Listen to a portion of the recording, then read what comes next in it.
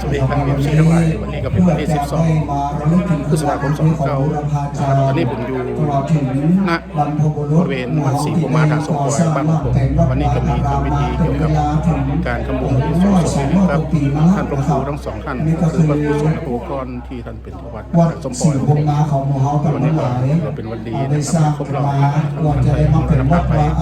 ในทางท่านพระครูดลศิริคัตเจ้าคณะตำบลฝ่ายจังหวัดสุพรรณก็ได้ทำพิธีทางศาสนาอันนี้ก็เป็นเนื้อละมุนดังนั้นศาสนาพุทธของเรามีการมุ่งมั่นเป็นขาหรือว่ามีความกตัญญูที่กับอาจารย์ทำให้ความใครอยากจะทำบุญร่วมมูลนาเป็นเรื่องที่เกิดมาร่วมกันทำถือว่าความสุขแต่ความแผ่วความใสเป็นอานิสงส์อันยิ่งใหญ่มันเป็นการแสดงส่วนมากพระเทรานุเทระในเมืองลำปางก็ดีนะครับได้จัดรายการวิทยุขึ้นสีขาวเพื่อชาวประชาได้เชื่อมต่อกับการบอกว่าพระโคปฏิบัติธรรมทิฏฐิบอกว่าต้องใจ